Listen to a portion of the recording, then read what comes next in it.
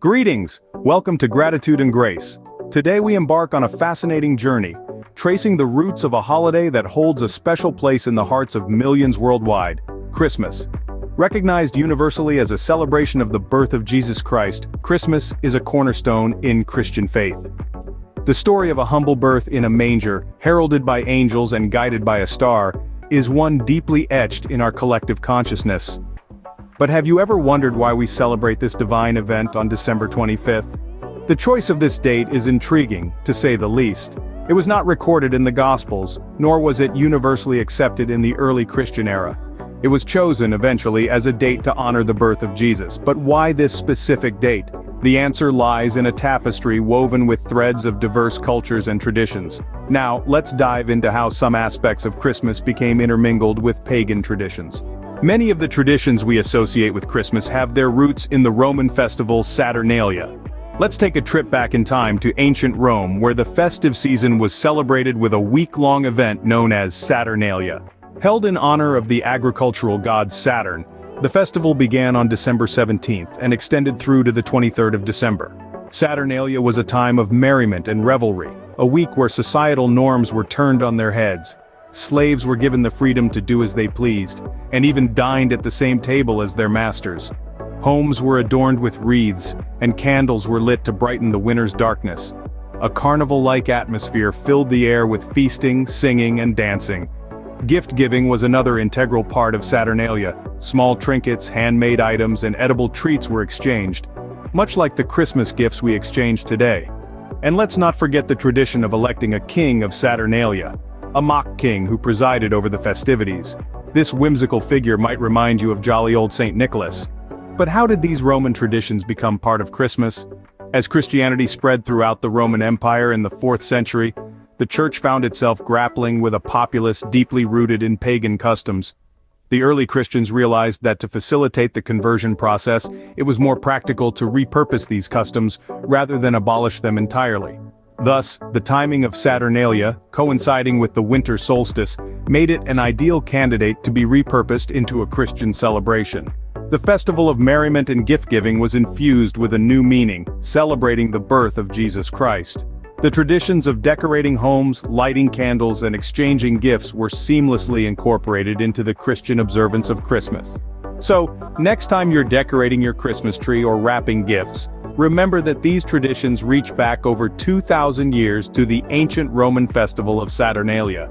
As we can see, the early church was practical and understood the need to incorporate existing cultural practices into the new faith. The Romans weren't the only ones to influence Christmas traditions. The Germanic and Nordic cultures also left their mark. Let's delve into the rich tapestry of these cultures and their influence on the Christmas we know today. Take a moment to imagine a beautifully adorned Christmas tree, its branches heavy with twinkling lights and ornaments. This symbol of Christmas joy actually has its roots in the Germanic tradition. Ancient Germanic tribes revered evergreen trees as symbols of eternal life, especially during the winter months when other plants would wither away. As Christianity spread through these lands, this tradition was incorporated into Christmas celebrations, with the evergreen tree serving as a reminder of the everlasting life offered through Christ. Moving further north, we encounter the Nordic tradition of the Yule log. During the winter solstice, the longest night of the year, Nordic peoples would burn a large log, believing that the light and heat would coax back the sun. Over time, this custom was absorbed into Christmas celebrations. The Yule log now symbolizes the light of Christ piercing the darkness, a beacon of hope in a world often shrouded in shadows. And then, of course, there's the mistletoe. This plant, sacred to the Druids and considered a symbol of fertility and vitality in Nordic mythology, found its way into Christmas as a symbol of love and friendship. Nowadays, it's associated with the charming tradition of stealing a kiss underneath its hanging sprigs. These traditions, once part of pagan winter celebrations, have been woven into the fabric of Christmas, as Christianity spread across these regions. This isn't a case of Christianity stealing pagan customs, but rather a testament to the universality of the Christian message. It shows how the Church, in its wisdom, knew how to make the gospel message resonate with different cultures. These examples show how the Church, in its wisdom, knew how to make the gospel message resonate with different cultures. While some of our Christmas traditions have pagan roots, the heart of Christmas remains the celebration of Jesus' birth. This festive season, in all its sparkle and cheer, is fundamentally about the Nativity. It's about the birth of Jesus Christ in a humble stable, a moment that changed the course of history forever. This is the true meaning of Christmas, a celebration of God's love and the salvation He offers to all of humanity. The Bible tells us in the Gospel of John, "For God so loved the world, He gave His only Son, that whoever believes in Him shall not perish, but have eternal life." This verse encapsulates the heart of Christmas. It's a reminder that the birth of Jesus was a divine gift, a beacon of hope and love. The Catechism of the Catholic Church further emphasizes this, stating, "The Word became flesh to make us partakers of the divine nature." It's a profound message of inclusivity and redemption, reminding us of our inherent worth and the boundless love God has for each of us. As we deck our halls with boughs of holly or exchange gifts under the twinkling lights of a Christmas tree, let's remember the humble birth in a Bethlehem stable that started it all.